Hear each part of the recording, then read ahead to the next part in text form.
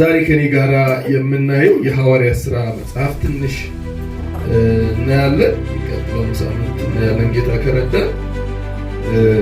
እንግዲህ የሐዋርያት ሥራ መጽሐፍን አንዳንድ ሰዎች የመንፈስ ቅዱስ ሥራ ቢባል ነበረ ጥሩ ስሙ ይላል። ምክንያቱም መንፈስ ቅዱስ የሰራው ስለሆነ ማለት ነው። መንፈስ ቅዱስ እንግዲህ ወደ ኋላ ስንመጣ የእግዚአብሔርን ቃል በብሉይ ኪዳን ስናይ ከዛ ፍጥረት መጀመሪያ ጀምሮ የእግዚአብሔር መንፈስ በስራ ላይ ነው። ዘፍጥረት ምዕራፍ 1 ቁጥር 1 ጀምሮ የእግዚአብሔርን ቃል ስናነብ የእግዚአብሔር መንፈስ በስራ ላይ እንደነበረ የእግዚአብሔር ቃል ይነግረናል። ዘፍጥረት ምዕራፍ 1 እንደዚህ ይላል። ከአንድ ጀምሬ በመጀመሪያ እግዚአብሔር ሰማይና ምድርን ፈጠረ። ምድርን ባዶ ነበረች፣ አንዳችም አልነበረባትም። ጨለማም በጥልቁ ላይ ነበረ። የእግዚአብሔር መንፈስ በውሃ ላይ ሰፎ ነበረ። እግዚአብሔርም ብርሃን ይሁን አለ፣ ብርሃንም ሆነ እያለ ይናገራል። እግዚአብሔር መንፈስ ቅዱስ ከዘፍጥረት 1 ጀምሮ እስከ መጨረሻው መጽሐፍ ድረስ በመጽሐፍ ውስጥ ሲሰራ ይታያል። እግዚአብሔር ይባላል። ክብር ለእግዚአብሔር ይሁን። መንፈስ ቅዱስ እንደዚህ አንጨብጠውም፣ ግን ሲሰራ እናየዋለን። በእኛም ሕይወት፣ በቤተ ክርስቲያንም ሕይወት፣ በሁሉም ሕይወት መንፈስ ቅዱስ ምን ሲል እናየዋለን? ሲሰራ እናየዋለን። እና ዘፍጥረት ምዕራፍ 1፣ ዘፍጥረት ምዕራፍ 2፣ ዘፍጥረት ምዕራፍ 3 በሙሉ ስናይ መንፈስ ቅዱስ በስራ ላይ ነበር። ከዛም ወደ ካህናት አገልግሎት፣ ወደ ነገስታት አገልግሎት፣ ወደ ነቢያት አገልግሎትም ስንመጣ መንፈስ ቅዱስ እየወረደባቸው ያሰራቸው ነበር። መንፈስ ቅዱስ ይወርዳል። በዛን ዘመን በተለይ ደግሞ ይወርድና ያሰራቸውና ይሄዳል። ለምሳሌ ትንቢት የሚናገሩ ነቢያቶች ላይ ድንገት ይወርድና ትንቢት ያናገራቸዋል። በካህናቶቹም ላይ እንደዛው ካህናቶቹ። ስለዚህ የእግዚአብሔር መንግስት ስራ ያለ መንፈስ ቅዱስ በብሉይ ኪዳንም እንዳልተሰራ የእግዚአብሔር ቃል ይነግረናል። ፈጽሞ ከዘፍጥረት 1 እስከ ዮሐንስ ራእይ 22ኛው ምዕራፍ ድረስ ያለ መንፈስ ቅዱስ የተሰራ የእግዚአብሔር ስራ የለም። ስለዚህ መንፈስ ቅዱስ ምንድነው? እጅግ አስፈላጊ እንደሆነ የእግዚአብሔር ቃል አበክሮ ይነግረናል። እግዚአብሔር ይባላል። መጨረሻ ላይ ደግሞ በነቢያት መጽሐፍ ላይ መንፈስ ቅዱስ በኃይል እንደሚፈስ ኢዩኤል የሚባለው ነቢይ ምዕራፍ 2 ከቁጥር 28 ጀምሮ መንፈስ ቅዱስ በሴቶችና በወንዶች ልጆቼ ላይ ባሪያዎቼ ላይ ምን እላለዋል? አፈሳለሁ። ከምኔ? ከመንፈሴ አፈሳለሁ ብሎ በተናገረው መሰረት ሐዋርያት ሥራ ላይ ያ ትንቢት ሲፈጸም ጴጥሮስ ራሱ ደግሞ ሲናገረው እናያለን። ክብር ለእግዚአብሔር ይሁን። እንግዲህ የሐዋርያት ሥራ መጽሐፍ 3 አንኳር ነገሮች አሉት። የመጀመሪያው ነገር ስለ መንፈስ ቅዱስ መውረድ፣ ስለ መንፈስ ቅዱስ በሰዎች ሕይወት መኖር። በዛኛው ኪዳን የሚያስፈልገውን ስራ ሰርቶ ይሄዳል። በአማኞቹ ሕይወት ውስጥ አይኖርም። በንጉሱም ሕይወት አይኖርም፣ በካህኑም ሕይወት አይኖርም፣ በነቢዩም ሕይወት አይኖርም። ስራ ሰርቶ ግን ይሄዳል። አዲሱ ኪዳን ላይ ግን ዳግመኛ በተወለዱ አማኞች ሕይወት ውስጥ ይኖራል። እግዚአብሔር ይባላል። እናንተ የማማደሪያችሁ ናችሁ ነው የሚለው። የእግዚአብሔር ማደሪያዎች ናችሁ፣ የእግዚአብሔር መኖሪያዎች ናችሁ። እግዚአብሔር ይባላል። እግዚአብሔር በእኔ ይኖራል በሉ እስኪ። በእኛ ይኖራል እግዚአብሔር። አሜን ነው። በቃ የሚገርም ነው። እኛ የእግዚአብሔር ከተማዎች ነን ማለት ነው። እግዚአብሔር የሚኖርብን የእግዚአብሔር ከተሞች። ክብር ለኢየሱስ ይሁን። ስለዚህ ስለ መንፈስ ቅዱስ መውረድ፣ ስለ መንፈስ ቅዱስ ስራ ይናገራል የሐዋርያት ሥራ መጽሐፍ። ይሄ ብቻ አይደለም፣ ስለ ቤተ ክርስቲያን እድገት ያወራል የሐዋርያት ሥራ መጽሐፍ። ስለ ቤተ ክርስቲያን መወለድ፣ ስለ ቤተ ክርስቲያን ማደግ። ቤተ ክርስቲያን የተወለደችው በዚሁ መጽሐፍ ላይ ነው። ማቴዎስ ይናገራል። ማቴዎስ ምን ይላል? በዚች ዓለት ላይ አለ ጴጥሮስ፣ ጌታ ኢየሱስ ክርስቶስ ለጴጥሮስ ቤተ ክርስቲያን ይላል እሰራለሁ። አልሰራችም ገና፣ ግን ምን እላለሁ? እሰራለሁ። ስለዚህ መቼ ነው የተተከለችውና የቆመችው? ሐዋርያት ሥራ ምዕራፍ 2 ላይ ነው ቤተ ክርስቲያን ተተክላ የቆመችው። ስለዚህ የሐዋርያት ሥራ መጽሐፍ ስለ ቤተክርስቲያን መወለድ እና ስለ ቤተክርስቲያን እድገት የሚያስነብበን መጽሐፍ ነው። ሶስተኛው የሐዋርያት ሥራ መጽሐፍ ስለ ዓለም አቀፍ ተልእኮ ያስተምራል።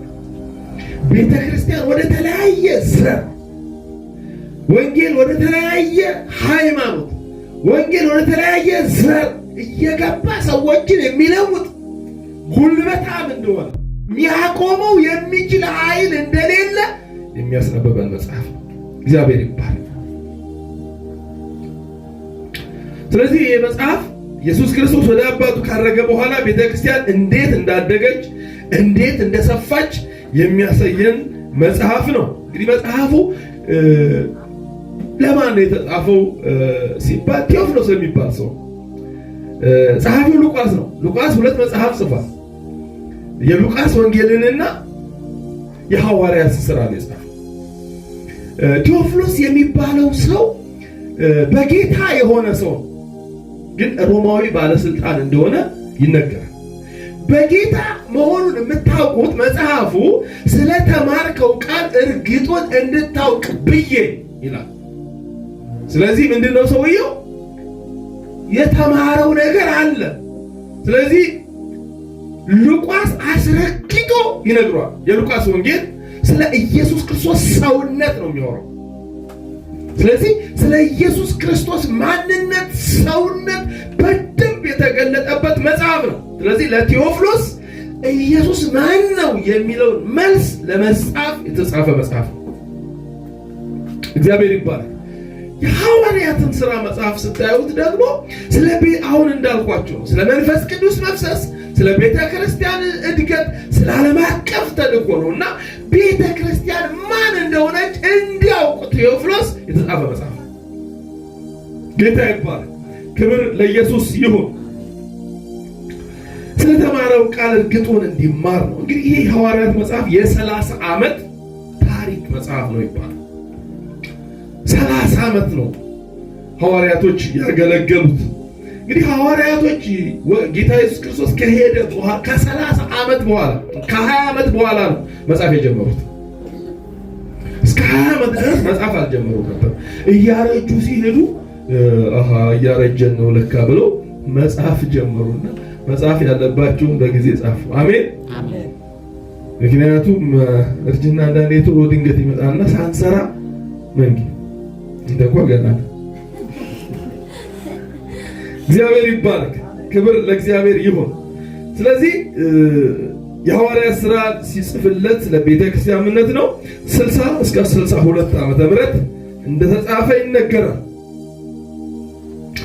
በአጠቃላይ የሐዋርያት ሥራ መጽሐፍ ጌታ ካረገ ጊዜ ጀምሮ ሐዋርያው ጳውሎስ ሮም እስከደረሰበት ጊዜ ያለውን ታሪክ ያወራል። ጌታ ወደ ሰማይ ከሄደ በኋላና ጳውሎስ ሮም እስከገባ ድረስ ያለውን ታሪክ የሚያስረዳ ነው። እንግዲህ የሐዋርያት ሥራ መጽሐፍ ተዋናዮቹ ማን ናቸው? በዚህ ጎልቶ የሚታዩ አካላቶች አሉ። የመጀመሪያው በሐዋርያት ሥራ ውስጥ በጣም ጎልቶ ከፍ ብሎ የሚታየው ነገር መንፈስ ቅዱስ ነው። አሜን ነው። ክብር ለኢየሱስ ይሁን። እግዚአብሔር በሕይወታችን ከፍ ብሎ ይታይ። መንፈስ ቅዱስ በሕይወታችሁ ከፍ ብሎ ይታይ። ጌታ ይባረክ። በሁለተኛ ደረጃ ከምዕራፍ 1 እስከ ምዕራፍ 12 ጴጥሮስ ነው የሚታየው። መንፈስ ቅዱስ ከወረደ በኋላ ምዕራፍ 1 ላይ እንደምታውቁት ጌታ ኢየሱስ ልሄድ ነው ሲላቸው ግር ተደናግረዋል። መደናገር ተፈጥሮባቸዋል እና እነሱ የሚጠብቁት ነገር አለ። የሚጠብቁት ደግሞ ዓለምን ሮም ትገዛ ስለነበረ ከሮም አገዛዝ መቼ ነው ነፃ የምንወጣው?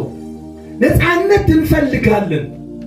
አንተ ደግሞ የኛ ነፃ አውጪ ነህ ብለን እየተጠባበቅን ነው። የትም ሜዳ ላይ ለቀን ትሄዳለህ ወይ? ምን ማለት ነው አሉት። እሱ እንደዚህ ያላቸው የራሱ የሆነ ምን አለው ፕሮግራም አለው።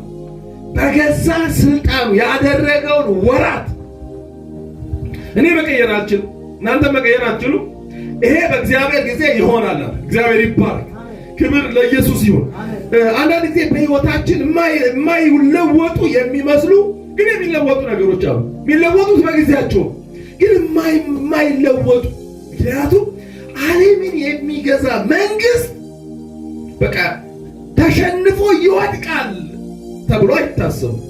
ስለዚህ ጨንቋቸዋል። ጌታም ይህ የእግዚአብሔር ፕሮግራም ነው አላቸው። እሱ ያደረገው ነገር ነው አላቸው። ዋናው ግን እናንተ ትኩረት ማድረግ ያለባችሁ ኃይልን እስከምትቀበሉ ከኢየሩሳሌም እንዳትወጡ። የእናንተ ተልእኮ ኃይልን ተቀብሎ በኢየሩሳሌም፣ በይሁዳ፣ በሰማርያ መሄድ ነው። ይሄ እናንተ ተልእኮ ይሄ ነው። ይሄኛው ደግሞ በሚፈታበት ጊዜ ይፈታል። አንዳንዱ ነገራችን በሚፈታበት ጊዜ ይፈታል። አሜን ነው። የሚፈታበት ጊዜ አለ። በቃ ግን ደግሞ የእግዚአብሔር ጊዜ የሚባል ነገር አለ። ጊዜ እግዚአብሔር የሚጠብቀው የሚፈልገው ጊዜ አለ። ስለዚህ እሱ ይህን ከነገራቸው በኋላ እያዩት ወደ ሰማይ ሄደ። አሁንም እየተደናገሩ ነው ያሉት ደቀ መዛሙርቶቹ፣ ግራ ገብቷቸው ነው ያሉት እና መልአክ መጣ፣ ሌላ መልአክ መጣና ምን ሆናችሁ ነው አላችሁ። ምን ሆናችሁ ነው እንደዚህ ግራ የገባችሁ? ይህ እኮ ወደ ሰማይ ሲሄድ ያያችሁት እንዲሁ ተመልሶ ይመጣል። ጌታ ይባረክ። ዮሐንስ ወንጌል ምዕራፍ 14 እሄዳለሁ አላችሁ አይደል? እና ግራ ገብቷቸዋል። እዛም እሄዳለሁ በቃ ከነሱ ጋር እንዲኖር ነው የሚፈልገው። ስለዚህ ቀጥታ ወዴት ሄዱ? መልአኩ ከነገራቸው በኋላ ወደ ጸሎት ሄዱ። እግዚአብሔር ይባረክ። እግዚአብሔር ያለንን ነገር አስቀድመን እንድንኖር እግዚአብሔር ይፈልጋል። አሜን ነው። አንዳንዱ ነገራችን በቃ በእኛ ትግል አይሆንም፣ በእኔ ትግል አይሆንም፣ በአንቺ ትግል አይሆንም፣ በአንተ ትግል አይሆንም። በቃ የእግዚአብሔር ፕሮግራም ሲወጣ ግን ቁልፉ በራሱ ልክ ጴጥሮስ መሞት አልነበረበት። መሞት ስላልነበረበት መልአኩ መጥቶ ፊት ሲሄድ አውቆ ክፍት ትግል አያስፈልግም። ጌታ ይባረክ። የእግዚአብሔር ጊዜ ሲመጣ አውቆ ይከፈታል። በሩ አውቆ ይከፈታል። አንዳንድ ጊዜ ነሐስ በር ይሆናል። የነሐስ በር በቃ የብረቱ መወርወሪያ በግጥም በትሉት በቃ ሰማይ ራስ ይሆናል። አንዳንድ ጊዜ አይሆንም። ስለዚህ እግዚአብሔር ምን ይላል? እግዚአብሔር እኔ በሕይወቴ የማስቀድመው ነገር ምንድን ነው? ምን እንዲቀድም ፈልጎ ነው ብላችሁ የእግዚአብሔርን ሐሳብ ነው ማስቀደም ያለባችሁ። በቃ ሌላው በእግዚአብሔር ጊዜ ይፈጸማል። ጌታ ይባረክ። ሆኗል እኮ ሮም የሚባለው ያ ታላቅ ዓለምን የገዛ መንግስት ወደቀ። መቼ? በጊዜው። በማ ጊዜ? በእግዚአብሔር ጊዜ። እስራኤልም ጊዜዋን ጠብቃ ምን አለች? ነፃነቷ ተጠበቀ። ስለዚህ የእኔም የእናንተም ጉዳይ በጣም የምንጮህበት ጉዳይ ያለ እግዚአብሔር ጊዜ አይፈታም። የእግዚአብሔርን ጊዜ ጠብቁ። የእግዚአብሔርን ጊዜ የምንጠብቀው የእግዚአብሔርን መንግስት ስራ እየሰራ ነው። አሜን ነው። ክብር ለእግዚአብሔር ይሁን። የእግዚአብሔርን ስራ እየሰራ የእግዚአብሔርን ጊዜ እንጠብቃለን። እኛ እዚህ ምድር ላይ የምንኖረው እሱን ማምለክ፣ እሱን ማገልገል ነው። እሱን ለማምለክ የተፈጠርን ሰዎች ነን። እሱን ለማገልገል የተፈጠርን ሰዎች ነን። እሱን እያመለክን፣ እሱን እያገለገልን፣ ግን ደግሞ የሚፈታው ቋጠሮ እየተፈታ ይላል። ጌታ ይባረክ። ክብር ለኢየሱስ ይሁን። አንዳንዱ ነገር ደግሞ ሳይፈታም ይሄዳል። እሱ ሉዓላዊ ነው። እሱ እግዚአብሔር ነው። ለምን እንዲህ አደረግክ አይባልም። በቃ አንዳንዱ ለምን ያልክ ይላል።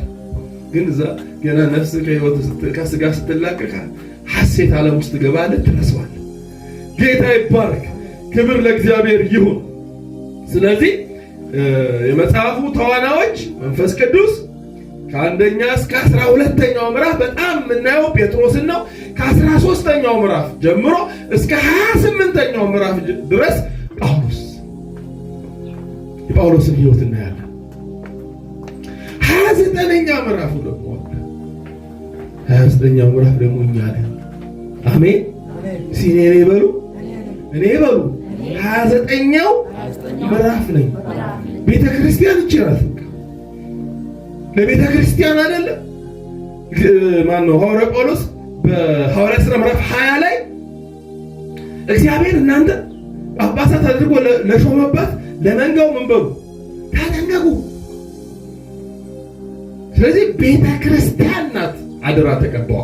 ቤተ ክርስቲያን ናት በምድር ያለችው ቤተ ክርስቲያን ናት 29ኛው ምዕራፍ የምታስከትለው። ስለዚህ ቤተ ክርስቲያን ወንጌል እንስራ ወንጌል እንስበክ ምናምን ስትል እሷ የ29ኛው ምዕራፍ ቀጣይ ናት ማለት።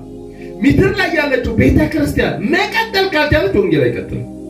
ወንጌል ካልሰራች መቀጠል አትችልም። እግዚአብሔር ይርዳ። ክብር ለእግዚአብሔር ይሁን። ስለዚህ ቤተ ክርስቲያን በመንፈስ ቅዱስ ላይ በተደገፈች ቁጥር ድሏን እያጣጣመች የምትሄድ ናት። አሜን። ምክንያቱም ሐዋርያት ሥራ መጽሐፍን በሙሉ ስታዩት ድላቸውን ያጣጣሙት በመንፈስ ቅዱስ። ያለ መንፈስ ቅዱስ ምንም በእኛ ሕይወት የሚሆን ነገር ስለማይኖር ማለት ነው። እንግዲህ የሐዋርያት ሥራ መግቢያው ይህንን ይመስላል እና ወደ መጀመሪያው ሐሳብ ስለ መንፈስ ቅዱስ መጀመሪያው ሐሳብ 3 አይደለ? አንዱ ስለ መንፈስ ቅዱስ መፍሰስ የሆነውን ነገር እናያለን። መንፈስ ቅዱስ ይጠበቅ ነበረ። ከኢዩኤል 28 ጀምሮ ይጠበቅ ነበረ እና ሐዋርያት ሥራ ምዕራፍ 2 ላይ የእግዚአብሔር መንፈስ ፈሰሰ። እግዚአብሔር ይባረክ። የፈሰሰበት ቀን በጣም ልዩ ቀን ነው። የፈሰሰበት ቀን የፔንቴኮስታል ቀን ነው። የፔንቴኮስቴ ቀን ማለት የፋሲካ በዓል ካለፈ ከ50ኛው ቀን በኋላ የሚመጣ የአይሁድ በዓል የሚከበር የአይሁድ በዓል ነው። ይሄ በዓል የበዓሉ ምክንያት ምንድነው? እግዚአብሔር ለእስራኤል ያደረገውን ነገር ለአንድ ሳምንት ቁጭ ብለው የሚተርኩበት፣ አባቶች ለልጆች የሚያወሩበት ቀን ነው። ስለዚህ በዓለም ላይ የተበተነ አይሁድ በሙሉ የሚሰበሰብበት ያ ቀን ነው። ያ ቀን ደግሞ የእግዚአብሔር ቀጠሮ ነው። ሰው ያቅም እግዚአብሔር ቀጠሮ ይዟል።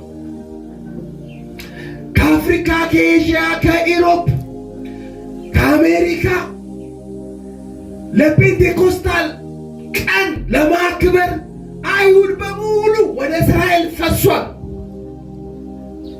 ወደ እስራኤል ታሟል። እግዚአብሔር ደግሞ የሆነ ፕሮግራም ይዟል። ጌታ ይባረክ። እግዚአብሔር ስለ እናንተ ፕሮግራም አለ። አሜን ነው። ስለ እኔ ያለው፣ ስለ አንቺ ያለው፣ ስለ አንተ ያለው የእግዚአብሔር ፕሮግራም። ስለዚህ ዓለም በተሰበሰበበት ቀን ወደ ዓለም ሁሉ ይሄ አዳኙ ወንጌል ወደ ዓለም ሁሉ መሄድ ስላለበት የዛን ቀን መፍሰስ ነበረበት። የእግዚአብሔር ቀጠሮ፣ የሰውም ቀጠሮ የእግዚአብሔርም ቀጠሮ የተገናኙበት ቀን ያ ቀን። እግዚአብሔር ይባረክ። እነሱ ጠብቁ ነው የተባሉት። እግዚአብሔር ግን ዓለም ሁሉ የሚሰማበት። የሚገርም እኮ እንደዛ ዛሬ እዚህ ሰፈር የሆነች ነገር ብትፈጠር በሰከንድ ዓለም ላይ ማድረስ ይቻላል። እግዚአብሔር ግን የዛን ጊዜ የተጠቀመበት ማህበረ ሰዎችን ነው። ሰዎች ጓጉተው የሚገኙበትን በዓል ነው የተጠቀመው። እግዚአብሔር ይባረክ። ክብር ለኢየሱስ ይሁን። ስለዚህ የዛን ቀን መንፈስ ቅዱስ በኃይል ወረደ። 120 በሚያክሉ ሰዎች ላይ የእግዚአብሔር መንፈስ በኃይል ወረደባቸው። በዙሪያው ያለው ሰው የእግዚአብሔር ቀጠሮ ያልገባው ሰው ተደናገረ። ምን አይነት ጉድ ነው! አንዱ በአረብኛ ያወራል፣ አንዱ በጣሊያንኛ ያወራል፣ አንዱ በዕብራይስጥኛ ያወራል። በቃ የሁሉንም አገር ቋንቋ ሰዎች አውርተዋል። እነዚህ ያልተማሩ ሰዎች፣ እነዚህ የገሊላ ሰዎች፣ እነዚህ የተናቁ ሰዎች እንዴት! የእግዚአብሔር ፕሮግራም ስለሆነ እግዚአብሔር ይባረክ። ክብር ለኢየሱስ ይሁን። ስለዚህ ወገኖቼ እግዚአብሔር ለሰው ሁሉ ምን አለው? ቀጠሮ አለው። ለቤተ ክርስቲያን ቀጠሮ አለው፣ ለአንቺ ቀጠሮ አለው፣ ለአንተ ቀጠሮ አለው። ግን ጌታ ኢየሱስ ያለውን ነገር በደንብ ማስመር ያስፈልጋል። እግዚአብሔር የነገራችሁን ነገር ማስመር ያስፈልጋል። ጌታ ኢየሱስ ምን አላቸው? ኃይልን ሳትቀበሉ እንዳትወጡ። በቃ መልአክ በመጣ በኋላ ትእዛዝ አከበሩ። የእግዚአብሔርን ድምፅ ማክበር ለክብር ይዳርጋል። አሜን። ክብር ለእግዚአብሔር ነው። የእግዚአብሔርን ድምፅ የእግዚአብሔርን ቃል ማክበር ለምን? ለክብር ይዳርጋል። ምንድን ነው እግዚአብሔር ያላችሁ? እሱን ካዳመጣችሁት፣ እሱን ከሰማችሁት ለምን ይዳርጋል? ለክብር። ሩቅ አይደለም። እንደውም እኮ ጌታ ኢየሱስ ከነገራቸው በኋላ የቆዩት 10 ቀን። ሩቅ አይደለም። ሩቅ የሚመስል ግን የእግዚአብሔር ቀጠሮ ግን ቅርብ ነው። አሜን ነው። አሜን። ስለዚህ ወገኖቼ ልክ ሐዋርያቶች መንፈስ ቅዱስን ለመቀበል ኢየሱስን እንደሰሙት እግዚአብሔር ለሕይወታችን፣ ለቤታችን፣ ለቤተ ክርስቲያናችን፣ ለአገልግሎታችን የነገረንን ነገር መስማትና መጠበቅ። ማርያምም በልቧ ምን ትለው ነበር? ትጠብቀው ነበር። የምትጠብቁት ተስፋ አለ። የሆነ ተስፋ ግን መርከብ እግዚአብሔር የነገራችሁ የምትጠብቁት ተስፋ የተገባላችሁን ኪዳን እግዚአብሔር ይመጣል ብላችሁ መጠበቅ፣ ሰምታችሁ መጠበቅ፣ አምናችሁ መጠበቅ። ጌታ ይባረክ። ጠበቁ። የእግዚአብሔርን ቃል ምን ባሉ? የእግዚአብሔር መንፈስ ምን አለባችሁ? ወረደባችሁ። ተስፋው ምን አለ? ተፈጸመ።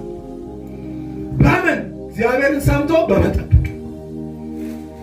እግዚአብሔርን ሰምቶ የሚጠብቅ ሰው ተስፋው ይፈጸምለታል። አሜን። ክብር ለእግዚአብሔር። አሜን። በመጠበቅ በመንቀሽቀሽ አለ፣ በመሮጥ አይደለም፣ እዛና እዛ በመሄድ አይደለም። አንተ የእግዚአብሔር ሰው ነህ። አንቺ የእግዚአብሔር ልጅ ነሽ። በጎቼ ድምፄን ይሰማሉ ተብሏል። መስማት ትችላለህ። እግዚአብሔርን የሚሰማና የሚያርፍ እሱ ከመከራ ያመልጣል። ጌታ ይባረክ። ክብር ለኢየሱስ ይሁን። ከፈሰሰ በኋላ ወደ ተልኳቸው ነው የሄዱት። የሚገርም እኮ ነው። ጴጥሮስ በጣም ፈሪ የነበረ ሰው ነው። ግን የመጀመሪያው ደፋር ሰው ቢሆን ጴጥሮስ ያ ከዓለም ዙሪያ የተሰበሰበውን ሕዝብ ቆሞ ሰበከው። እግዚአብሔር ይባረክ። ክብር ለኢየሱስ ይሁን። እግዚአብሔር መንፈስ ይምጣብን። ለቤተ ክርስቲያን ይምጣ። ለኢትዮጵያ ቤተ ክርስቲያን ይምጣ። ሃሌሉያ።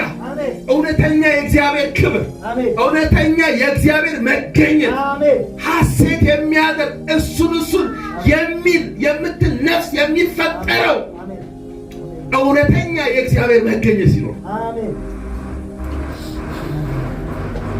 ነገራቸውን ሁሉ ተዉት፣ ነገራቸውን ሁሉ ጣሉት፣ ወደ ወንጌል። እግዚአብሔር ይባል። የሚያስጠል ክብር ይምጣብ። የእኛን የሚያስጠል ክብር ይምጣብ። ነፍሳችን ከኢየሱስ ጋር የሚያሳስር የሚያስተሳስር ክብር ይምጣብን። ሃሌሉያ።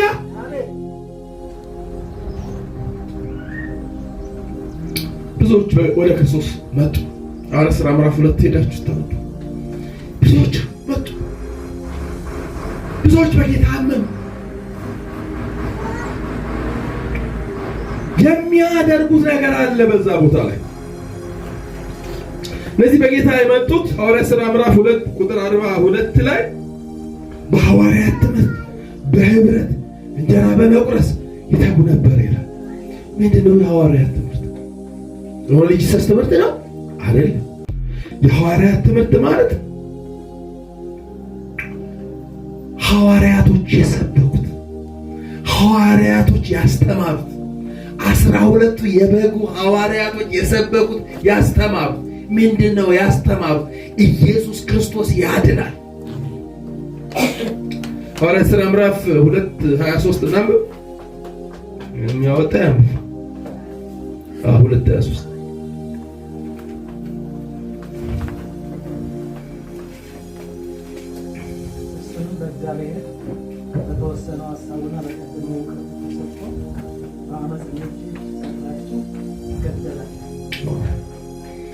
ይሄ በሙሉ ጴጥሮስ የሰበከው ስብከት ነው። ግን ምን አለ?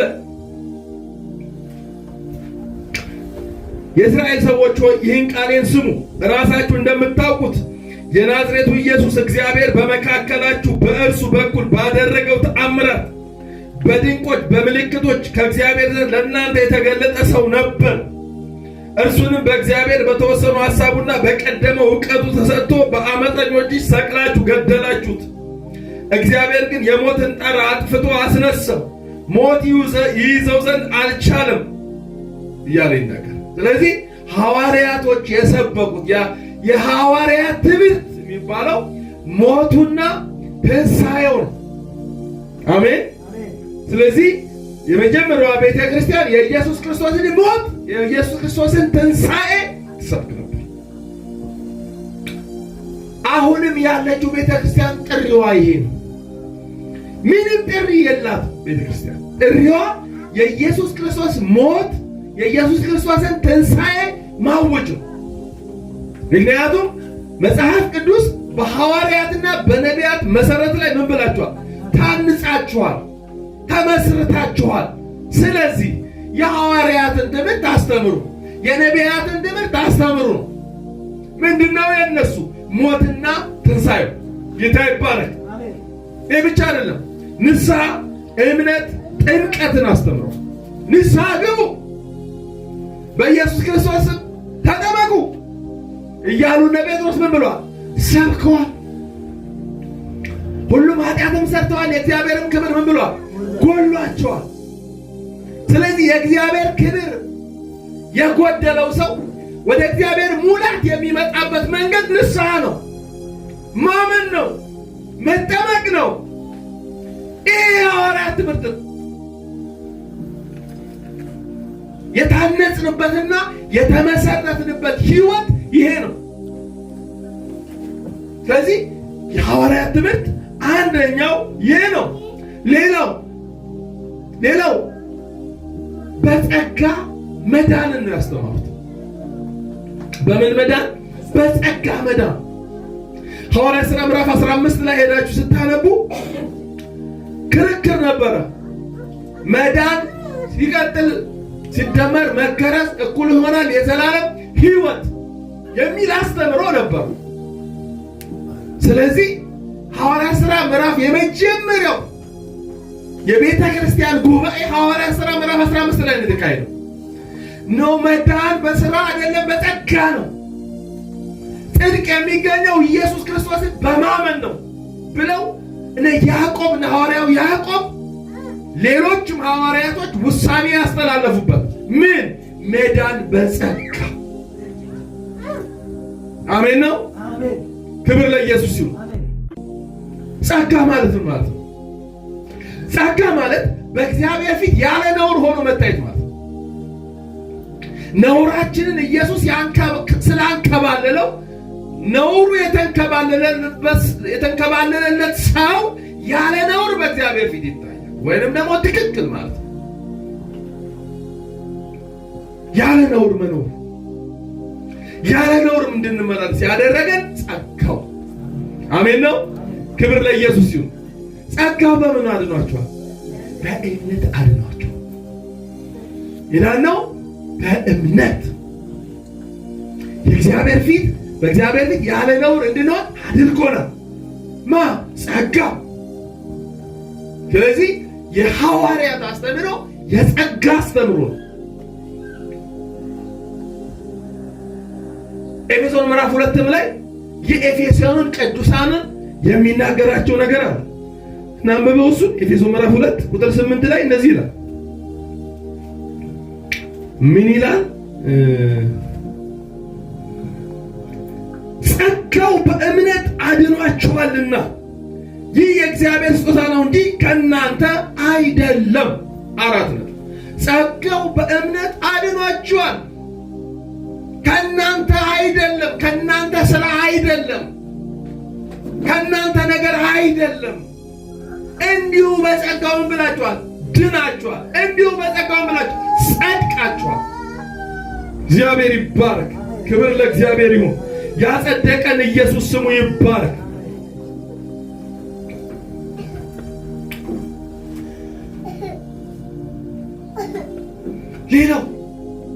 ሌላው የሐዋርያት አስተምሮ ቅድስናን ይለማመዱ፣ እግዚአብሔርን መፍራት ይለማመዱ ነበር።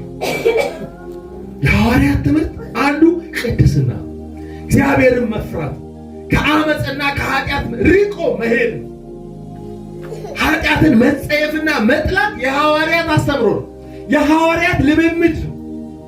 ስለዚህ እኛም እዛው መሰረት ላይ ያለ ቅድስና እግዚአብሔር ማየት አይቻልም። በቃ አይቻልም። መጽሐፍ ቅዱስ እኮ እንደዚህ ይላል። ያለ እግዚአብሔርን መፍራት እግዚአብሔር ማየት አይቻልም። አይቻልም ካለ አይቻልም። ስለዚህ ሐዋርያቶች ቅድስና ተለማምደዋል። ለእኛ ለ29ኛ ምዕራፎቹ ደግሞ አስተላልፈዋል። ምን? ቅድስና፣ አመፅን እንድንጠላ፣ ኃጢአትን እንድንጠላ፣ እርኩሰትን እንድንጠላ፣ ዝሙትን እንድንጠላ፣ አመፅን እንድንጸየፍ፣ እምቢ እንድንሸሽ። አንዳንድ ጊዜ መጽሐፍ ቅዱስ ይላል ከክፉ የጎልማሳነት ምኞት ምን በል ይላል? ሽሽ። መሸሽ ካለብህ ነገር ሽሽ። መጽሐፍ ቅዱስ ሽሽ ካለ መሸሽ ነው፣ ያዘው ካለ መያዝ ነው። ከክፉ የጎልማሳነት ምኞት መሸሽ ካለ ሽሽ ከሆነ ሽሽ ነው፣ መሸሽ ነው። በቃ ምንም አማራጭ የለም። ሽሽ እያለ የምትቀራረብ ከሆነ ትወድቃለህ። ጌታ ይባረክ። ክብር ለእግዚአብሔር ይሁን። እንግዲህ ይሄ የሐዋርያት ትምህርት ባህሪው መጽሐፍ ቅዱስን መሰረት ያደረገ ባይብል ሴንተርድ የሐዋርያት ትምህርት ባይብል ሴንተርድ፣ ክራይስት ሴንተርድ፣ ክርስቶስን ማዕከል ያደረገ፣ መጽሐፍ ቅዱስን ማዕከል ያደረገ የሐዋርያት ትምህርት ማንንም ማዕከል ያደረገ፣ ነቢዩን ማዕከል ያደረገ፣ ሐዋርያው ከሌን ማዕከል ያደረገ፣ አቶ ከሌን ማዕከል ያደረገ የሐዋርያት አስተምሮ ክርስቶስን ማዕከል ያደረገ፣ መጽሐፍ ቅዱስን ማዕከል ያደረገ በኑሮ የሚገለጥ አስተምሯቸው በምን በኑሮ ሁሉ የሚገለጥ እግዚአብሔር ይባረክ። እያየን ያለነው ሐዋርያት ሥራ ምዕራፍ 2:42 ነው። በሐዋርያት ትምህርት ስለሚል ማለት ነው። ከዛ በህብረት ጴጥሮስ መንፈስ ቅዱስ ወረደ፣ ጴጥሮስ ሰበከ። እነዚህ የተሰበኩ ሰዎች በሐዋርያት ትምህርት እያደጉ ነበር ማለት ነው። ሌላው በህብረት መጽሐፍ ቅዱስ ስለ ህብረት በጣም ነው የተናገረው። ህብረት በጣም ወሳኝ ነው። እጅግ በጣም ህብረት በቃል ብቻ የሚገለጽ ሳይሆን በኑሮም የሚገለጽ ህብረት በምን በኑሮም የሚገለጽ አስተምሮ።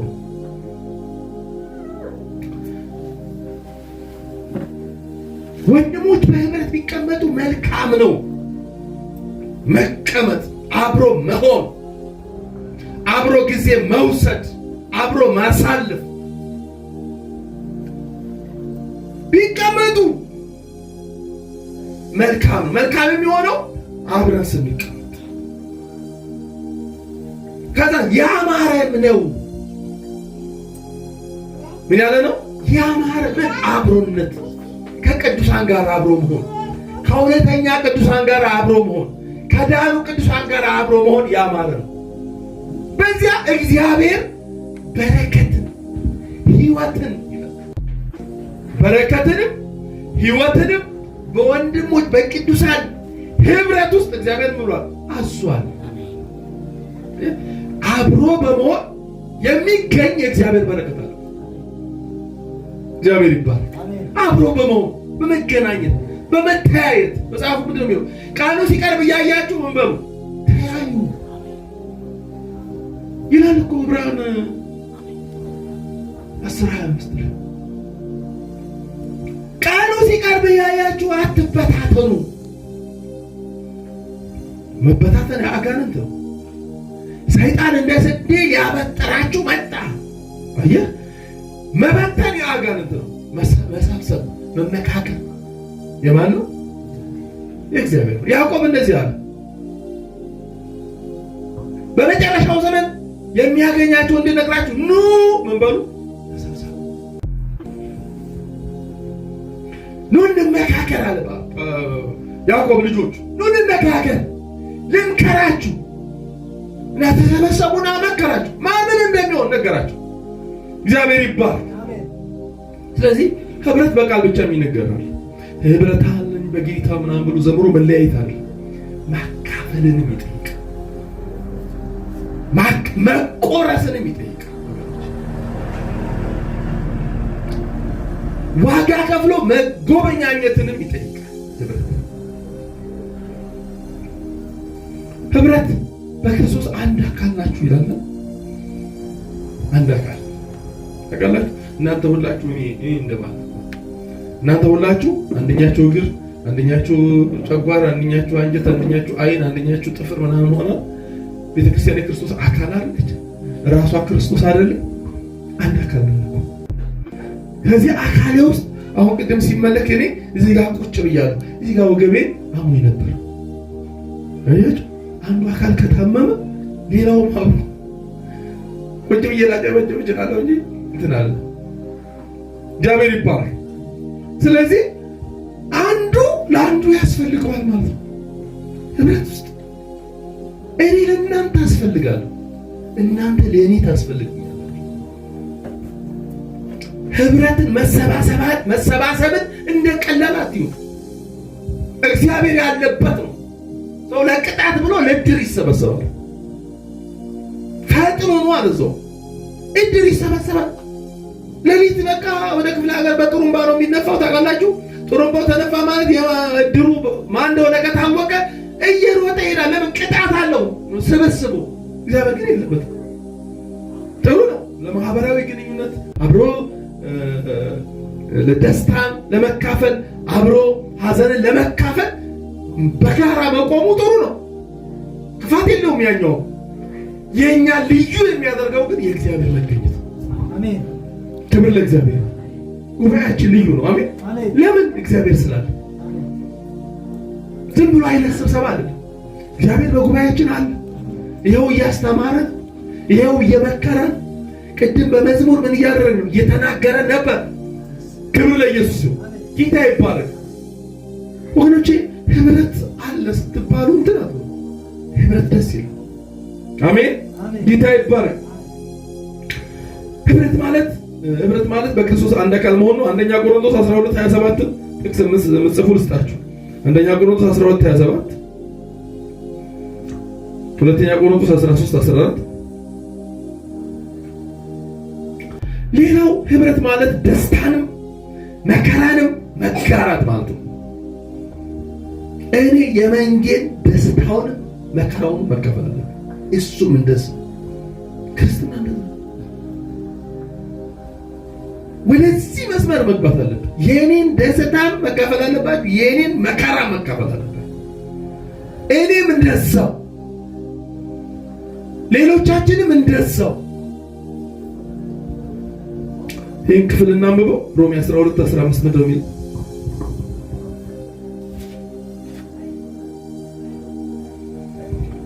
እሺ፣ የሚያሳድዷችሁን መርቁ እንጂ አትርገሙ። ደስ ከሚላቸው ጋር ደስ ይበላችሁ፣ ከሚያለቅሱ ጋር አልቅሱ። እርስ በርሳችሁ በአንድ ሐሳብ ተስማሙ። የትዕቢትን ነገር አታስቡ፣ ነገር ግን የትህትናን ነገር ለመስራት ትጉ። ልባሞች ሆናችሁ አይምሰላችሁ። ይሄ ለሮሜ ቅዱሳን የተጻፈ መጽሐፍ ነው። ለማ ለክርስቲያኖች የተጻፈ መጽሐፍ ይራግማሉ ማለት ነው። የሮሜ ቅዱሳን መርቁ የሚያሳድዷችሁ ካለ በኋላ ደስ ከሚላቸው ጋር ደስ ይበላችሁ፣ ከሚያዝኑም ጋር እዘኑ። ክርስትና ይሄ ነው የሚለው ጳውሎስ። ክርስትና አንዱ ደስ ከሚለው ጋር ደስ ይበልህ፣ ከሚያዝነውም ጋር እዘን። የክርስትና አንዱ መገለጫ ነው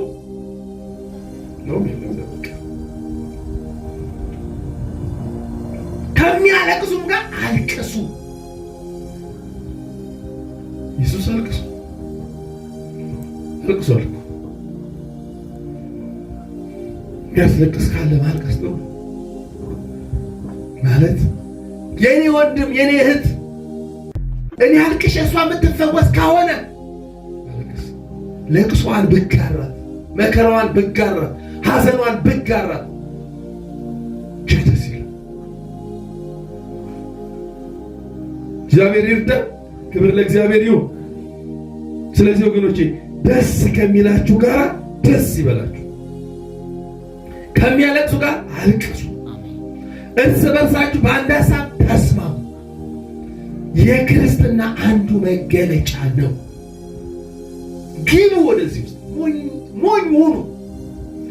የእግዚአብሔር ቃል እንደሚለው ከሆናችሁ ሞኝ ሁኑ። ሞኙ አትጎዱም፣ አንጎዳም። ክብር ለኢየሱስ ይሁን። ጌታ ይባረክ። ህብረት ጊዜን፣ ችሎታን፣ ንብረትን መጋራት ማለት ነው። ህብረት ጊዜህን ታጋራለህ በህብረት ውስጥ ማለት ነው። ችሎታህን ታጋራለህ፣ ንብረትህን ታጋራለህ። ሁለንተና ሐዋርያት ሥራ ምዕራፍ 2 ቁጥር 44 ላይ እናንብበው። ምንድን ነው የሚለው?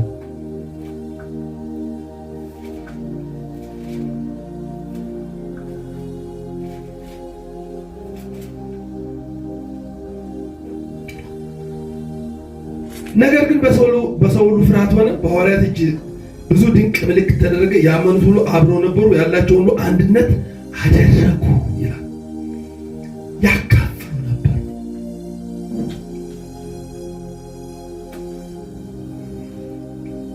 እግዚአብሔር ይባረክ። ክብር ለኢየሱስ ይሁን። ስለዚህ ቤተክርስቲያንም እግዚአብሔር ይባረክ። ሰዎች ይካፈላሉ። አበስተን ይህንን ነገር ማጠናከር አለበት እንጂ ሰዎች እከሌ ቸገረው ሲባል ሰዎች ተንደርድረው ያካፍላሉ። ደስ ይላል። ይሄ መቀጠል ያለበት መጽሐፍ ቅዱሳዊ የሆነ ነገር። ስለዚህ በዚሁ ምንም መሆን አለብን፣ መቀጠል መቻል አለብን። እንግዲህ በተለያየ ምክንያት የዳነ ሰው ነው በዛው ጊዜ የነበረውና ምግብ ያስፈልጋል እና ያላቸው ያመጡ ያካፍሉ ነበር፣ ይበሉ ነበር። መጽሐፍ ቅዱስ ምን ይላል? የራበውን ሰው እሳት ሙቃት በለው ይላል። የራበው እንጀራ ነው የሚያስፈልገው። ለራበው እንጀራ መስጠት ነው የሚያስፈልገው። ለበረደው ነው እሳት የምናሞቀው። ይሄ መጽሐፍ ቅዱሳዊ እውነት ነው። አሜን ነው። ክብር ለኢየሱስ ይሁን። አሁንም ምን ይላል? ህብረት ማለት እርስ በርስ መረዳዳት ማለት ነው። እርስ በርስ መረዳዳት ገላትያ ምዕራፍ 6 ቁጥር 2 ገላትያ ምዕራፍ 6 ቁጥር 2 የቀደመኛ ነው።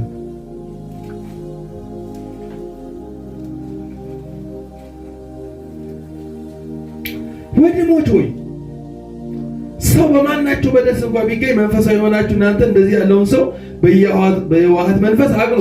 አንተ ደግሞ እንዳትፈተን ራስን ጠብቅ። ከእናንተ እያንዳንዱ የአንዱን ሸክም ይሸከም፣ እንዲሁም የክርስቶስን ሕግ ፈጽሙ። አንዱ ምንም ሳይሆን ምንም የሆነ የሚመስለው ራሱን ያታልላልና፣ ነገር ግን እያንዳንዱ የገዛ ራሱን ስራ ይፈትን ይላል። ከእናንተ እያንዳንዱ የአንዱን ሸክም ይሸከም። ተጋራው የሀገራችን አባባል አለ። 50 ሎሚ ለአንድ ሰው ሸክም፣ ለ50 ሰው ግን ምንድነው? ጌጥ ነው። ስለዚህ ሸክሙን ምን በለው? ተጋራው። አንዳንድ ሰዎች እኮ የሚያማክሩት አጥተው ቁጣንቀው ይሞታሉ። ችግር ውስጥ ይገባሉ። ጌታ ጥለው ይሄዳሉ። ሀሳብ አጥተው ሀሳባቸውን የሚጋራቸው ሰዎች ከማጣት የተነሳ ሲወድቁ፣ ሲያመልጡ፣ ሲጠፉ፣ ከጌታ ቤት ሲኮበልሉ ማየት የተለመደ። ስለዚህ እናንተ ሰው ብር ይዞ ሀሳብ ይዞ ብር እኮ ነው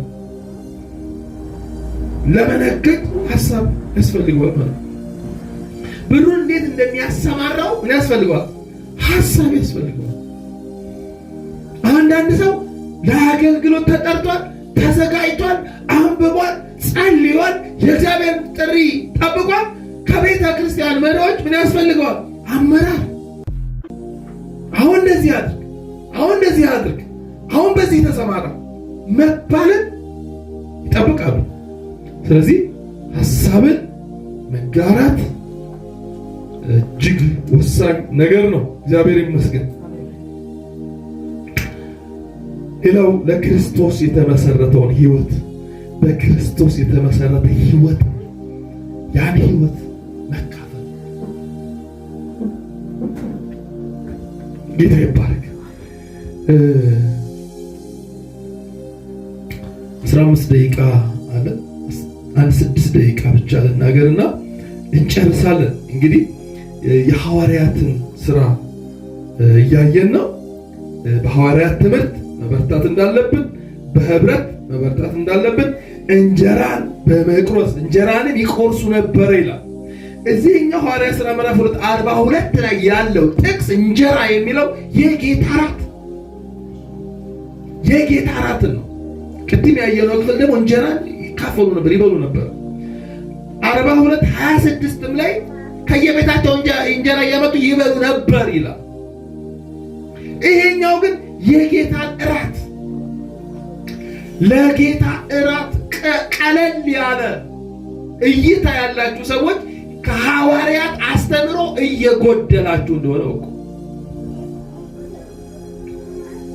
ጌታ ኢየሱስ ክርስቶስ ከመሰረተው ስርዓት እየጎደልን እንደሆነ ማሰብ ያስፈልጋል።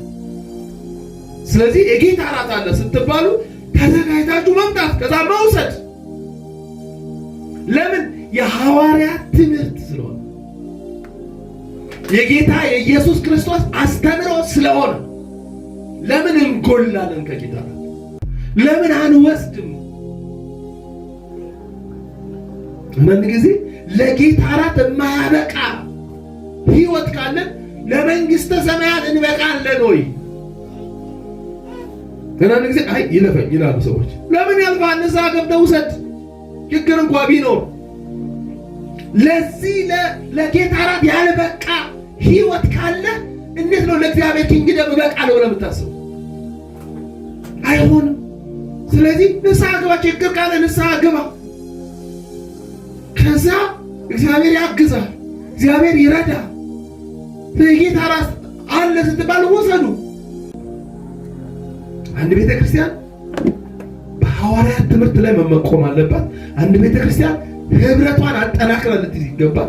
አንድ ቤተ ክርስቲያን የጌታን እራት አጠናክራ መያዝ ይገባታል። አንድ ቤተ ክርስቲያን ጸሎት ያስፈልጋታል።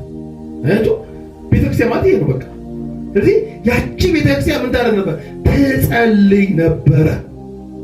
እንዴት ነው የሚጸልዩት? በአንድ ልብ። አንድ ሐዋርያት ሥራ ምዕራፍ 1 ላይ በአንድ ልብ ሆነው 120 ሰው እግዚአብሔር አንድ መንፈስ ነው የሚሄው፣ አንድ አስተሳሰብ፣ አንድ የሚናፍቁት ነገር።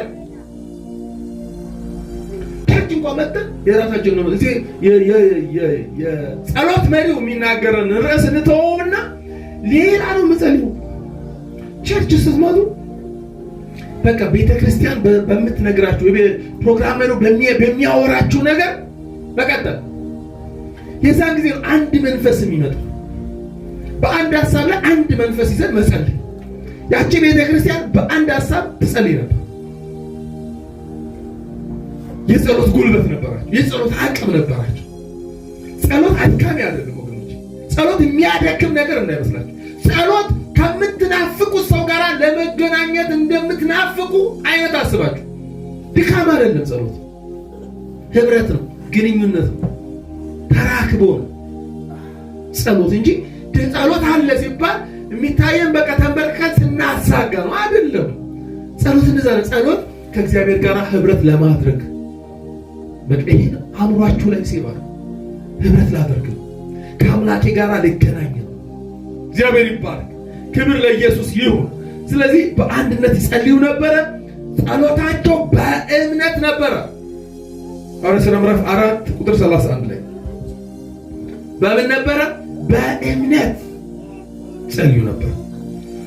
በእምነት ናምበው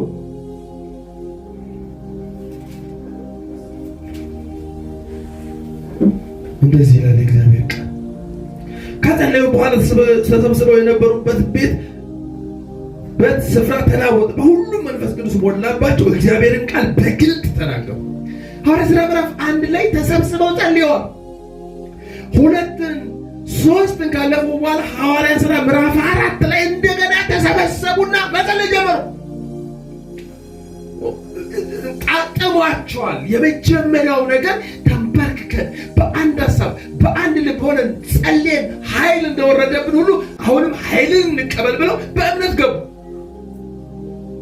ስለዚህ በእምነት ከገቡ በኋላ ምን አለባቸው? ወረደባቸው። ከዛስ እንደገና የእግዚአብሔርን ቃል በግልጥ ተናገሩ ይላል። እግዚአብሔር ይባረክ። ክብር ለኢየሱስ ይሁን። እግዚአብሔር ይርዳ። የኢትዮጵያ ቤተ ክርስቲያን እግዚአብሔር ይርዳ። እኔና እናንተን እግዚአብሔር ይርዳ። ጌታ ይባረክ። ሃሌሉያ። በጣም ነው ደስ የሚለው።